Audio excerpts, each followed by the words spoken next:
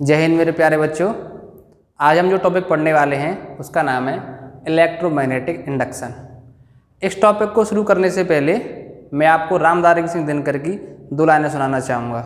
गुण बड़े एक से एक प्रखर हैं छुपे मानवों के भीतर, बर्त का बीच उजियाली हो मेहंदी में जैसे लाली हो, पीटा जाता इच्छुदंड बहती रस की धारा अखंड, मेहंदी जब सहती है प्रहार बनती ललनाओं का श्रृंगार। जब मेहंदी पर प्रहार होता है तब मेहंदी में से रंग निकलता है। तो अभी जो हम क्लास 12th में हैं, 11th में हैं, अभी हम स्टूडेंट हैं, तो हमारे ऊपर प्रहार हो रहे हैं, बहुत सारी समस्या हमारे सामने आती हैं। तो जब हम उनको सह जाएंगे तब हमारी प्रतिभा निखर कर आएगी।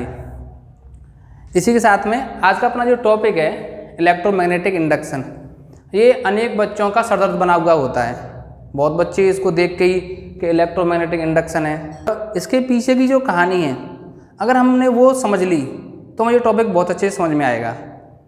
और बच्चे करते क्या हैं, सीधे टॉपिक पर पहुंचते हैं, और सीधे टॉपिक पर पहुंचते हैं तो जो रिजल्ट है वो समझ में नहीं आता, क्योंकि रिजल्ट से पहले की जो थ्योरी है, रिजल्ट से पहले की जो कहानी है, बहुत ही इंटरेस्टिंग और बहुत ही मज़ेदार कहानी है। अगर बेटा वो हमको समझ में आ गई तो हमको ये टॉपिक बहुत अच्छे समझ में आएगा। अब कहानी यहाँ से शुरू होती है कि एक साइंटिस्ट थे, उनका नाम था माइकल फैराडे, और उनके एक मित्र थे हेनरी। तो इन दोनों ने मिलकर कुछ एक्सपेरिमेंट किए। उन एक्सपेरिमेंट से निकलकर ये टॉपिक आया, और वो एक्सपेरिमेंट बहुत ही सिंपल थे, बहुत ही साधारण थे। एक्सपेरिमेंट की शुरुआत कहाँ से होती है कि 1830 के आसपास का इन्वेंशन हुआ इलेक्ट्रोमैग्नेटिक इंडक्शन का, लेकिन उससे पहले एक इन्वेंशन हो चुका था, उसका नाम था कि electric current can produce magnetic field. ऑस्ट्रेड ने बहुत साल पहले बता दिया था। अभी जो माइकल फैराडे थे वो जस्ट उल्टी बात कह रहे थे कि जब इलेक्ट्रिक करंट से मैग्नेटिक फील्ड बन सकता है तो मैग्नेटिक फील्ड से भी इलेक्ट्रिक करंट बनना चाहिए। ये उनकी थ्योरी थी, और इस पर उन्होंने प्रयोग करना शुरू किया। प्रयोग करने में उन्होंने कोई बहुत ज़्यादा बड़ी बड़ी चीज़ें नहीं ली। उन्होंने क्या लिया, एक कॉइल ली और इस कॉइल को कनेक्ट किया एक गैल्वेनोमीटर से। जी बेटा, गैल्वेनोमीटर एक इंस्ट्रूमेंट होता है, मेजरिंग इंस्ट्रूमेंट। ये क्या करता है, ये एक सेंसिटिव डिवाइस होती है जो फ्लो ऑफ चार्ज को सेंस करती है। कितनी भी कम से कम करंट फ्लो हो, गैल्वेनोमीटर की सुई में डिफ्लेक्शन आएगा, और इसका जो जीरो होता है मिड में होता है। तो चाहे डिफ्लेक्शन लेफ्ट में हो चाहे राइट में हो, वो कनेक्शन उलटने पर इसका डिफ्लेक्शन भी उलट जाता है। ये गैल्वेनोमीटर होता है। अब उन्होंने क्या किया, बहुत सारे प्रयोग किए। उन्होंने मैग्नेट ली, उन्हें क्या चाहिए था, मैग्नेट से करंट चाहिए थी। उन्होंने मैग्नेट ली और मैग्नेट को इसके दाएं बाएं ऊपर नीचे चारों तरफ इसके रख के देख रहे हैं, लेकिन इसमें डिफ्लेक्शन कहीं नहीं आ रहा है। और बेटा ये प्रयोग करते करते उनको 12 साल लग गए। 12 साल आप समझ रहे हो कि उस व्यक्ति ने अपने केवल इस प्रयोग के लिए दे दिए, इस छोटे से प्रयोग के लिए। और हम क्या करते हैं, 2 बार 3 बार फेलियर हो गए तो हम क्विट कर जाते हैं, छोड़ जाते हैं। लेकिन ये बात हमको सर से सीखनी चाहिए, माइकल फैराडे सर से सीखनी चाहिए कि अगर हमें पता है कि हम सही हैं तो उसके लिए हम कितने ही प्रयोग करें, हमको खुद को साबित करके दिखाना ही होगा। उसके बाद क्या हुआ, ये प्रयोग पर प्रयोग करते जा रहे, प्रयोग पर प्रयोग करते जा रहे, सारे प्रयोग फेल होते जा रहे, इसमें कहीं डिफ्लेक्शन नहीं आ रहा था। तो उन्हें गुस्सा आ गया, उन्होंने मैग्नेट को फेंक के मार दिया। जब मैग्नेट को इन्होंने फेंका तो मैग्नेट यहाँ से निकली, और जब मैग्नेट यहाँ से निकली तब इसमें डिफ्लेक्शन हुआ। तब ये खुश हो गए, वाह, मैं 12 साल से ऐसे ही अपना समय खराब कर रहा था, मैं इसको पहले ही फेंक देता। तो यहाँ से ये इन्होंने एक रिजल्ट निकाला क्या, कि अगर कोई मैग्नेट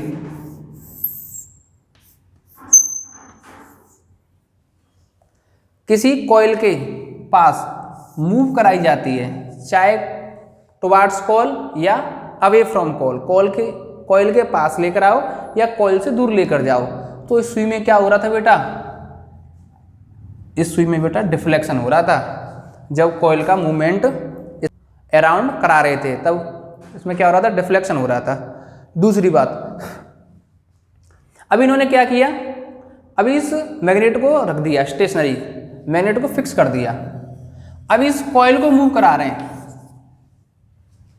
मैग्नेट के पास ला रहे हैं, मैग्नेट से दूर लेके जा रहे हैं, पास ला रहे हैं, दूर लेके जा रहे हैं, पास ला रहे हैं, दूर लेके जा रहे हैं। तब भी इसके अंदर क्या हो रहा था बेटा, डिफ्लेक्शन हो रहा था। अब इससे इनको एक चीज़ समझ में आ गई कि चाहे मैग्नेट को मूव कराओ, चाहे कॉइल को मूव कराओ, चाहे दोनों को मूव कराओ, डिफ्लेक्शन होगा। और डिफ्लेक्शन कब होगा, जब दोनों के बीच में रिलेटिव मोशन होगा, या तो एक स्टेशनरी हो एक मूवेबल हो, या दोनों मूवेबल हो, दोनों स्टेशनरी हो, तब कोई डिफ्लेक्शन नहीं होगा। इसी पर इनके 12 साल खर्च हो गए थे।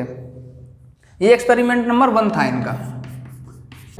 ये एक्सपेरिमेंट समझ में आया, बहुत सिंपल एक्सपेरिमेंट था कि कोई कॉइल है और इसके अराउंड मैग्नेट को मूव करा रहे हैं, कभी पास ला रहे हैं, कभी दूर लेके जा रहे हैं, तो उसमें हमको डिफ्लेक्शन दिखाई दे रहा है। अब इसके बाद इन्होंने दूसरा एक्सपेरिमेंट किया। ऐसे इन्होंने 3 एक्सपेरिमेंट किए और उन्हीं 3 एक्सपेरिमेंट पर ही हमारा टॉपिक डिपेंड करता है। एक्सपेरिमेंट नंबर 2 में क्या किया इन्होंने कि एक स्टेशनरी कॉइल ली, पहले की तरह ही एक स्टेशनरी कॉइल थी इनके पास। बहुत सिंपल से एक्सपेरिमेंट थे और इन्हीं पर डिपेंड ही हमारा पूरा का पूरा चैप्टर है, जो आपको बहुत अच्छे समझ में आएगा। ये स्टेशनरी कॉइल थी और इसमें कोई डिफ्लेक्शन नहीं था। इन्होंने दूसरी एक कॉइल ली, पहले यहाँ पर मैग्नेट थी, इस बार इन्होंने यहाँ पर एक कॉइल ली और इसमें इन्होंने बैटरी को कनेक्ट किया। ठीक बेटा। और इस बार इन्होंने इस कॉइल को मूव कराया, इस कॉइल को इसके पास लाए और दूर लेके गए। तब भी क्या हो रहा था बेटा, इसमें डिफ्लेक्शन शो हो रहा था। अब इनके दूसरी चीज समझ में आ गई कि केवल मैग्नेट को मूव कराने से डिफ्लेक्शन होगा, ये बात पूरी सही नहीं है। अगर हम किसी कॉइल को भी दूसरी कॉइल के अराउंड मूव कराते हैं तब भी क्या होगा, डिफ्लेक्शन होगा। इसका रीजन क्या था? इसका रीजन ये था कि इनसे पहले साइंटिस्ट जो हुए थे ऑस्ट्रेट, उन्होंने बता दिया था कि जो इलेक्ट्रिक करंट है वो मैग्नेटिक फील्ड प्रोड्यूस करता है। ठीक, तो यहाँ पर इलेक्ट्रिक करंट इसमें फ्लो हो रही है, तो उसने क्या किया, मैग्नेटिक फील्ड प्रोड्यूस किया। इसका मतलब ये एक मैग्नेट बन गई। तो पहले भी तो जहाँ मैग्नेट रखी थी इन्होंने N और S, पहले ही मैग्नेट रखी थी, इस बार भी एक मैग्नेट इन्होंने इलेक्ट्रिक के रूप में रख ली, फिर उसको मूव करा रहे हैं। तो उससे होता क्या है बेटा कि मैग्नेट से मैग्नेटिक फील्ड लाइंस निकलती हैं। तो जब ये मैग्नेट इसके पास आती है तो इसमें से ज़्यादा फील्ड लाइंस निकलेंगी क्योंकि ये मैग्नेट पास है। जब ये मैग्नेट दूर जाती है तो कम फील्ड लाइंस निकलेंगी। तो क्या हो रहा है, फील्ड लाइंस का चेंज हो रहा है इस कॉइल के अक्रॉस, कभी ज़्यादा हो रही हैं, कभी कम हो रही हैं, कभी ज़्यादा हो रही हैं, कभी कम हो रही हैं। उसी की वजह से इसमें डिफ्लेक्शन हो रहा है। ये रिजल्ट निकल के आया इस एक्सपेरिमेंट का। रिजल्ट क्या था, दोबारा सुनिए, बहुत ही सरल सा एक्सपेरिमेंट था कि ये मैग्नेटिक फील्ड लाइंस इस कॉइल के अक्रॉस, जिसमें कोई कनेक्शन नहीं है, केवल एक मीटर लगा हुआ है, गैल्वेनोमीटर, जब उस कॉइल के अक्रॉस फील्ड लाइंस कम ज़्यादा हो रही, माने चेंज हो रही हैं, माने उनका रेट ऑफ चेंज हो रहा है फील्ड लाइंस का, तब इसमें डिफ्लेक्शन हो रहा है। ये रिजल्ट निकल के आया। ठीक बेटा। अब इन्होंने एक एक्सपेरिमेंट और किया, थर्ड एक्सपेरिमेंट क्या था,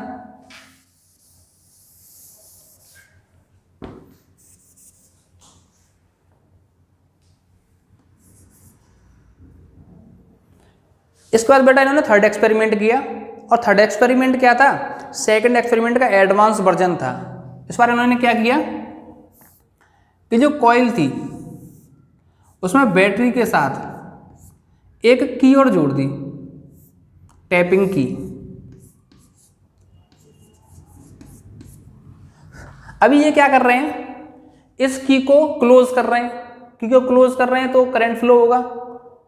तब उन्होंने देखा कि इसके अंदर एक मोमेंटरी डिफ्लेक्शन हुआ, माने सुई एक बार फुल डिफ्लेक्शन दिखा के फिर से जीरो पे आ गई झटके के साथ। ठीक बेटा। जब इन्होंने की को क्लोज किया तो डिफ्लेक्शन दिखा के तुरंत जीरो पे आ गई, वहाँ रुकी नहीं। भले ही इन्होंने इस की को क्लोज करके रखा, माने इन्होंने इसको लगातार क्लोज कर दिया, लेकिन सुई वापस जीरो पे आ गई, वहाँ रुकी नहीं, मोमेंटरी डिफ्लेक्शन हुआ। फिर इन्होंने की को ओपन किया तो अगेन डिफ्लेक्शन हुआ। ठीक है।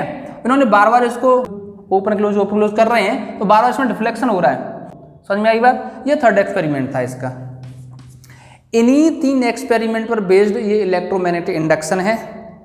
इसके बाद माइकल फैराडे से लोगों ने पूछा कि आपने ज़िंदगी के 12 साल खराब कर दिए इन 3 बेकार से एक्सपेरिमेंट को करने में, इनका यूज क्या है। तो फैराडे ने कहा, उनसे पूछा गया what is the use of this experiment. तो फैराडे ने उनसे क्रॉस क्वेश्चन किया कि what is the use of new born baby. जब नया बच्चा पैदा होता है उसके यूज क्या है। तो लोगों ने बोला उसके तो बहुत यूज हो सकते हैं, तो उन्होंने कहा इसके भी बहुत यूज हो सकते हैं। मैंने आपको एक नया कंसेप्ट दिया है कि हम मैग्नेट से इलेक्ट्रिक बना सकते हैं, इससे पहले लोग उसको नहीं जानते थे। तो बेटा यहीं से निकल के आया क्या अपना जनरेटर, और पूरे विश्व में आज जनरेटर से इलेक्ट्रिसिटी प्रोड्यूस होती है। हमारे देश के अंदर जितनी पावर प्लांट हैं सब जगह अल्टरनेटर जनरेटर लगे हुए हैं और वहाँ से इलेक्ट्रिसिटी प्रोड्यूस होती है। बेटा सबसे बड़ा सोर्स बना ये इलेक्ट्रिसिटी जनरेट करने का। तो आप सोच सकते हो ये छोटे छोटे 3 एक्सपेरिमेंट की हेल्प से हमने कितना बड़ा इन्वेंशन कर लिया, और ये सब माइकल फैराडे सर की देन है। माइकल फैराडे सर शुरुआत से पैसे वाले नहीं थे, उनकी पढ़ाई लिखाई ज़्यादा नहीं हुई थी, बहुत गरीब घर से थे, और वो जो एक काम करते थे क्या, वो बुक बाइंडिंग की दुकान पर काम करते थे। वहाँ पर बुक सिलने के लिए आती थी या फटी हुई बुक को जोड़ने का काम वो करते थे। लेकिन वो करते क्या थे, जो बुक उनके पास आती थी ठीक होने के लिए वो उसको पढ़ते थे। इस तरह से उन्होंने अपनी पढ़ाई की। एक बार क्या हुआ कि एक व्यक्ति था जो उनके पास साइंस की बुक लेकर आया बाइंडिंग कराने के लिए। इनके पास पैसे नहीं होते थे पढ़ने के लिए, तो उन्होंने क्या किया, उसकी बुक अपने पास 2 दिन के लिए रख ली और उसको बोल दिया कि अगर आप इस बुक को 2 दिन और बाद लेके जाओगे तो मैं आपसे इस बुक के पैसे नहीं लूँगा बाइंडिंग करने के। तो उनका ठीक है 2 दिन रख लो। उन्होंने 2 दिन में उस बुक को पढ़ा, फिर उसको वापस की। तो बेटा ये होती है क्यूरियोसिटी, पढ़ने की लगन इसको कहते हैं। और उस व्यक्ति ने इतना बड़ा इन्वेंशन कर दिया कि आज हमारे सभी घरों में जो इलेक्ट्रिसिटी चल रही है वो जनरेटर के बेस चल रही है, और उसका कंसेप्ट माइकल फैराडे सर ने दिया। 1830 में ये इन्वेंशन हुआ था, लेकिन उस समय नोबेल पुरस्कार नहीं दिए जाते थे।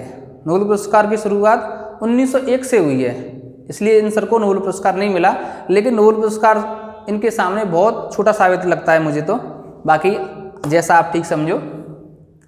अब यहाँ से कंसेप्ट शुरू हुआ।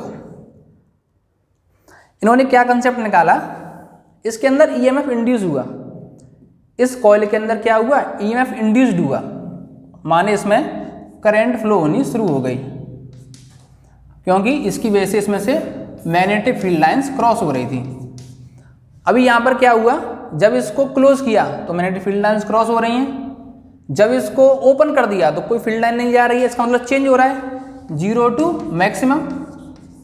तो हमें क्या चाहिए, रेट ऑफ चेंज चाहिए, मतलब फ्लक्स का चेंज चाहिए बार बार। चाहे उसको आप 0 टू मैक्सिमम लेके जाओ, चाहे 0 टू मैक्स लेके जाओ, चाहे 10 टू 8 लेके जाओ, चाहे 2 टू 8 लेके जाओ, कहीं तक लेके जाओ, ठीक है। अगर चेंज होगा तो यहाँ इलेक्ट्रिसिटी जनरेट होगी, ठीक। दूसरी बात, ये चेंज, रेट ऑफ चेंज जितना ज़्यादा होगा, ये रेट ऑफ चेंज जितना ज़्यादा होगा, इंड्यूस्ड ईएमएफ, इसी को क्या बोला गया बेटा, इंड्यूस्ड ईएमएफ, इंड्यूस्ड ईएमएफ उतना ही ज़्यादा होगा। तो यहाँ से एक रिलेशन निकल कर आया। क्या रिलेशन निकल कर आया, इंड्यूस्ड ईएमएफ, ईटा बोलते हैं वैसे इसको, कहीं कहीं जाई बोलते हैं, eta is equal to d phi by d t, और यहाँ पर नेगेटिव साइन होता है। ये नेगेटिव साइन क्यों होता है, ये बात थोड़ी देर बाद आपको पता चलेगी। ये लेंस के लॉ की वजह से यहाँ नेगेटिव साइन लगाया गया है। नेगेटिव साइन बेटा, ये नेगेटिव साइन जहाँ कहीं आपको दिख जाए इसका कोई खास मतलब नहीं होता, इसका मतलब सिर्फ एक ही होता है, वो है opposite in direction. Negative sign says opposite in direction only, that's it. Negative sign को देखकर बेटा घबराना मत, इसका मतलब केवल होता है अपोजिट इन डायरेक्शन, ठीक। 3 एक्सपेरिमेंट से ये क्वेश्चन निकल कर आई, जो कि इलेक्ट्रोमैग्नेटिक इंडक्शन की बेसिक क्वेश्चन है। अब बेटा आप मुझे बताइए कि यहाँ तक आपको समझने में कोई दिक्कत तो नहीं है। मुझे लगता है कि ये मैंने एकदम बेस्ट अपना दिया है आपको समझाने के लिए, आपको समझ में आ जाना चाहिए। दूसरी बात, 3 एक्सपेरिमेंट यहाँ पर हुए हैं। 3 एक्सपेरिमेंट कितने किए हैं, माइकल फैराडे और हेनरी सर ने मिलके। हम उनको सर क्यों बोल रहे हैं, क्योंकि हमारे सीनियर हैं और हमेशा हमें अपने सीनियर्स की रेस्पेक्ट करनी चाहिए, अपने गुरुजनों की रेस्पेक्ट करनी चाहिए। तो बेटा 3 एक्सपेरिमेंट से मिलकर ये इक्वेशन बनी। बहुत ही सिंपल इक्वेशन है, जितना फ्लक्स में चेंज होगा उतना ही ईएमएफ इंड्यूस्ड होगा। वेरी सिंपल सी बात है, 3 एक्सपेरिमेंट से माइकल फैराडे ने समझाया। यही बेस बना किसका, जनरेटर का। यही बेस बना किसका, म्यूचुअल इंडक्टेंस का, इंडक्टेंस का। सारी चीज़ें यहाँ से शुरू हुई। अगर हमको बेस समझ में आ गया तो मैं पूरी गारंटी से बोल सकता हूँ कि इस चैप्टर की बाकी की बातें आपको बहुत अच्छे समझ में आने वाली हैं। दूसरी बात, यहीं पर हम लेंज के लॉ को भी समझ लेते हैं। Lenz law. अब बेटा देखिए, जो ईएमएफ इंड्यूस्ड हुआ है, जो ईएमएफ इंड्यूस्ड हुआ है किसकी वजह से हुआ है? Rate of change of flux की वजह से। भाई जितनी ज़्यादा गति से, जितनी ज़्यादा स्पीड से फ्लक्स चेंज होगा, ईएमएफ उतना ज़्यादा इंड्यूस्ड होगा। तो बेटा ये क्या हो गया इसके? प्रोड्यूसर। ये हो गए इसके क्या? प्रोड्यूसर या फादर, पिताजी हो गए। ठीक बेटा। और ये क्या हो गया? उनका सन हो गया, बेटा हो गया। ठीक बेटा। तो लेंज के लॉ को समझने के लिए हम क्या समझेंगे? ये इनके पिताजी हैं, क्योंकि इनसे ये प्रोड्यूस हो रहा है, पिताजी से ही बेटा प्रोड्यूस होता है। तो बेटा इनसे ये प्रोड्यूस हुआ, तो इसमें फ़ायदा क्या हुआ कि आपने हमेशा देखा होगा कि बचपन में हमको पिताजी की हर बात बुरी लगती है, माने हम पिताजी की हर बात का विरोध करते हैं, अपोज करते हैं। तो ये इंड्यूस्ड ईएमएफ है, इसकी जो डायरेक्शन है वो इस rate of change of flux के अपोजिट होती है। यही लेंज का लॉ है। लेंज का लॉ भी यही है कि जो इंड्यूस्ड ईएमएफ है वो उसी कारण का, उसी कॉज का अपोज करता है जिससे वो प्रोड्यूस हुआ है। माने बेटा पिताजी के अपोज करता है बचपन में, लेकिन जब बेटा बड़ा हो जाता है तो समझ में आ जाता है कि पिताजी नहीं होते तो हम भी नहीं होते, और पिताजी ही सबसे बड़े फ्रेंड बन जाते हैं जब बेटा 20 के ऊपर जाता है तो। लेकिन अभी आप एडोलसेंस की एज में हो, अभी आप युवा हो, अभी आपको हो सकता है पिताजी की बातें बुरी लगती हों, लेकिन आगे जाकर आपको लगेगा कि हाँ, my father is the best, मेरे पिताजी सबसे अच्छे हैं। देख बेटा, तो यही लेंज का लॉ है। ये जो माइनस नेगेटिव साइन आया है इसी वजह से आया है कि इसकी जो डायरेक्शन है और इसकी जो प्रोड्यूस्ड हुआ है, इसकी जो direction opposite to each other है। यही हमारा लेंज का लॉ है। यहीं से बनता है क्या? जनरेटर की इक्वेशन। Very simple. क्योंकि बेटा टर्म 1 के एग्जाम आपके सर पर हैं, और एक नई बात और आज पता चली, मैंने न्यूज़पेपर में पढ़ा कि जो टर्म 1 के एग्ज़ाम है उसमें जो आपका पेपर होने वाला है वो 60 क्वेश्चंस रहने वाले हैं, मिनट 90 रहेंगी, 90 मिनट में 60 क्वेश्चंस रहने वाले हैं। तो आपको बेटा हर क्वेश्चन के 1.5 मिनट मिलने वाला है, तो तैयारी थोड़ी सी अच्छी रखिए, हो सकता है आपको थोड़ा सा सॉल्व करने के लिए क्वेश्चन उसमें आए।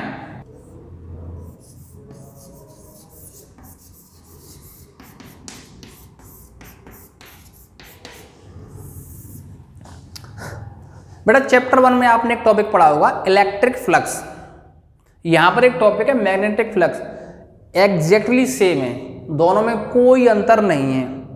इलेक्ट्रिक फ्लक्स क्या था कि किसी पर्टिकुलर एरिया से जितनी इलेक्ट्रिक फील्ड लाइंस पास होती हैं वो इलेक्ट्रिक फ्लक्स कहा जाता है। सेम कंसेप्ट यहाँ पर है, किसी पर्टिकुलर एरिया से जितनी मैग्नेटिक फील्ड लाइंस पास होती हैं वो क्या कहा जाता है? इलेक्ट्रिक फ्लक्स कहा जाता है। बोल देते हैं मैग्नेटिक फ्लक्स है। तो अभी अगर ये फाई और ये फील्ड लाइंस और एरिया के बीच में अगर कोई एंगल बन रहा है, अगर बेटा कोई एंगल ए बन रहा है तो इस एंगल को बोलते हैं थीटा।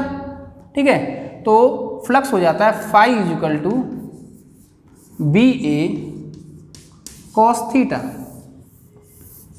यहाँ पर बी क्या है? मैग्नेटिक फील्ड, ए क्या है? एरिया, और थीटा क्या है? एंगल। Very simple. ठीक है बेटा, किसी पर्टिकुलर एरिया से जितनी फील्ड लाइंस जा रही हैं उनका मल्टीप्लिकेशन कर देंगे तो क्या आ जाएगा? टोटल फील्ड एरिया आ जाएगा। तो टोटल फील्ड लाइंस जितनी इसमें से निकल के जाती हैं मैग्नेटिक फील्ड लाइंस, उनकी काउंटिंग क्या कही जाती है? फ्लक्स कही जाती है।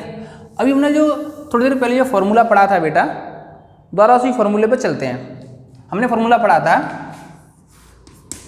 Induced EMF is equal to minus के D phi over D T. ठीक, ये क्या था? सिंगल कॉइल के लिए अगर हमारे पास n नंबर्स ऑफ कॉइल्स हैं तो ये हो जाएगा induced EMF is equal to minus n d phi over D t. यहीं से ही फॉर्मूला निकल के आया है। Very simple. ठीक, अभी फाई की वैल्यू हम यहाँ पुट कर देंगे। अभी हम फाई की वैल्यू यहाँ पुट कर देंगे तो ये क्या हो जाएगा? E is equal to minus n d over D t. Phi क्या हो जाएगा? B A cos theta. ठीक, अब यहाँ से आगे हम देखने वाले हैं। इसके बाद बेटा देखेंगे तो समझ में आएगा हमको कि ये थीटा है और यहाँ टी है, तो थीटा को हमको टी की टर्म में लेके आना पड़ेगा।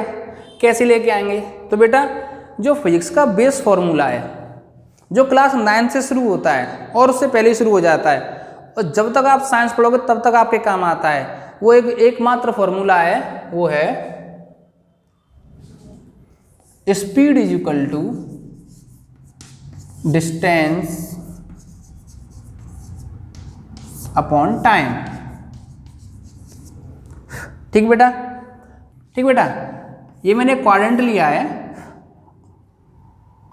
और अगर इस क्वाड्रेंट में हमारा पार्टिकल सर्कुलर मोशन कर रहा है, मान लीजिए, वो हम अगले चैप्टर में पढ़ने वाले हैं डिटेल थ्योरी में, तो ये क्या ट्रेवल करेगा बेटा, ये एंगल ट्रेवल करेगा थीटा।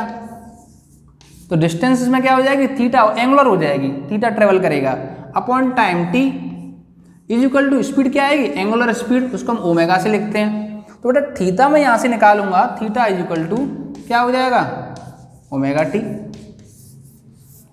समझ में आई बात। एक साइक्लिक स्पीड की बात करें, साइक्लिक का मतलब एक पर्टिकुलर टाइम के बाद चीज़ें रिपीट हों। यहाँ पर d phi over D t क्या है, रेट ऑफ चेंज, माने एक पर्टिकुलर टाइम के बाद फ्लक्स की वैल्यू चेंज हो रही है, 0 टू मैक्स, फिर मैक्स टू 0, फिर 0 to max, max to 0, 0 to max, max to 0, 0 to max. तो ये क्या है बेटा, साइकिल बन गई। और इस साइकिल को अगर मैं क्वाड्रेंट फॉर्म में लिखूंगा तो omega is equal to theta upon t लिख सकता हूँ। मान लिया कि वो थीटा एंगल ट्रेवल कर रही है, अगर हम एंगुलर बात करेंगे तो यहीं से बेटा थीटा क्या हो जाएगा, ओमेगा टी हो जाएगा, और इसी वैल्यू को हम यहाँ पुट कर देंगे। अब बेटा मैं इसको मिटाने के बाद आगे लिखने वाला हूँ, अगर आपको स्क्रीनशॉट लेना है तो स्क्रीनशॉट निकाल सकते हो।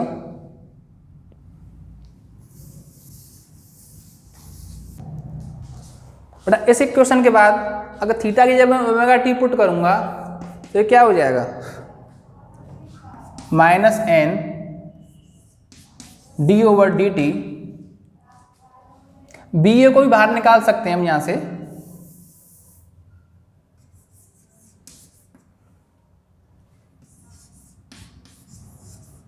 D over D T cos omega T हमारे पास बचेगा। ठीक बेटा, तो induced EMF is equal to, अब कॉस ओमेगा टी का डिफरेंशियल मतलब जानते होंगे क्या होता है, माइनस के साइन। ओमेगा टी का क्या हो जाएगा, टी तो उसमें डेरिवेटिव है तो टी खत्म हो जाएगा, केवल ओमेगा बचेगा, और जो टर्म होता है वो मल्टीप्लाई में आता है, माइनस एन बी ए ओमेगा और माइनस के साइन ओमेगा टी, ये बन के आएगा। अब ये माइनस और ये माइनस क्या हो जाएगा, प्लस हो जाएगा, एन बी ए ओमेगा साइन ओमेगा टी, और इस पूरे टर्म को ही क्या बोल दिया गया है, क्योंकि ये पूरा टर्म क्या है, फिक्स है, तो इस पूरे टर्म को ही बोल दिया गया है eta is equal to eta naught sine omega t, जो कि हमारी शुरुआत हो गई किस चीज़ की, अल्टरनेटिंग करंट की। बेटा यहीं पे शुरुआत हो गई हमारी किस चीज़ की, अल्टरनेटिंग करंट की। यही हमारी इक्वेशन आपने देखी होगी, E is equal to E naught sine omega t, I is equal to I naught sine omega t, V is equal to V naught sine omega t. तो बेटा शुरुआत यहाँ से होती है अल्टरनेटिंग करंट की, यहाँ से जनरेटर शुरू होता है, यही जनरेटर की इक्वेशन है। जनरेटर हमेशा AC प्रोड्यूस करता है, ये क्या हमारी AC लाइट है, अल्टरनेटिंग करंट है, क्योंकि एक टाइम इंटर के बाद चेंज हो रही है। ये डिपेंड किस पे कर रही है, साइन पर, और साइन किस पर डिपेंड कर रहा है, ओमेगा और टी पर, टाइम पर और एंगुलर स्पीड पर।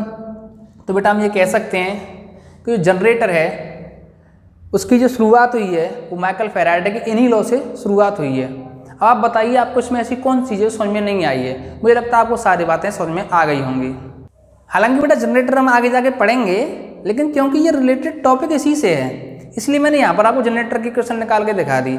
अब यहाँ पर साइन की वैल्यू, अगर साइन हमारा परपेंडिकुलर है, जो कॉइल हमारी परपेंडिकुलर है, तो 90 हो जाएगा, 90 हो जाएगा तो is equal t naught maximum value मिलेगी हमको। तो मैक्सिमम वैल्यू कहाँ मिलेगी, यहाँ पर मिलेगी मैक्सिमम वैल्यू। फिर जैसे ही साइन आगे बढ़ते बढ़ते 180 हो जाएगा तो 0 हो जाएगी, फिर 0 हो जाएगी, फिर नेगेटिव में जाएगी। इस तरह से हमको साइन वेव मिलती है और अल्टरनेटिव करंट हमारी शुरू हो जाती है। चैप्टर 7 शुरू हो जाता है। अब इसमें 2-3 टॉपिक बचे हैं, म्यूचुअल इंडक्टेंस, सेल्फ इंडक्टेंस, ऐसे 2-3 टॉपिक बचे हैं, उनको मैं नेक्स्ट वीडियो में आपके साथ कवर करने वाला हूँ। आप मुझे बताइए आज का टॉपिक आपको कैसा लगा। अगर आपको आज का टॉपिक अच्छा लगा है, आपको समझ में आया है, तो आप हमारे चैनल को लाइक कीजिए, सब्सक्राइब कीजिए और बेल आइकन को प्रेस कीजिए, अपने फ्रेंड्स के पास भेजिए, शेयर कीजिए, जिससे कि आपको आगे अच्छी अच्छी और वीडियो मिलती रहें। जय हिंद, जय भारत।